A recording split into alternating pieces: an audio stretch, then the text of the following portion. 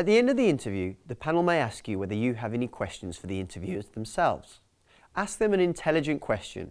Remember, you're also interviewing them as to whether you want to go to their medical school. Think of more than one question, as the answers to your prepared questions may come up in the interview, and you don't want to seem foolish by repeating yourself. Ask something that can't be found in the prospectus, but make it about either the course, the university's special area of interest, or university life. Don't ask them silly questions like what the treatment is for a chest infection, as this is irrelevant during the interview process. The rule for questions is, only ask something that you are genuinely interested about and that you can't find with a little bit of research. Or, if there was a question during the interview that you couldn't answer, ask them what the answer was.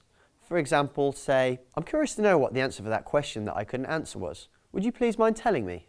Another thing you could do when they ask you a question is simply say, "Thank you. Every question that I had has been answered by the prospectus or by a student that I asked when they came to visit on the open day." This shows that you've done your research. Thank them for their time and the opportunity to interview, and with a big smile, shake everyone's hand and say goodbye. Let's talk now about a few other possible interview tasks that may occur. There may, for example, be a written comprehension task, where you're asked to summarise your understanding of a piece of text.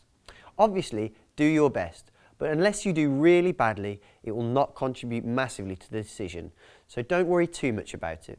Ultimately, they may decide to throw some things your way that you weren't expecting. The only thing you can do is be prepared for the unpredictable and rehearse in your head what you will do when this event occurs. After the interviews, write down the questions that they asked you. This will help you prepare for further interviews and help analyse your performance. Also, medical school follows on quite nicely from the questions they ask, so this will help you prepare for medical school when you finally get there. The main thing I want you to remember from the last few lessons is that your success is completely within your control.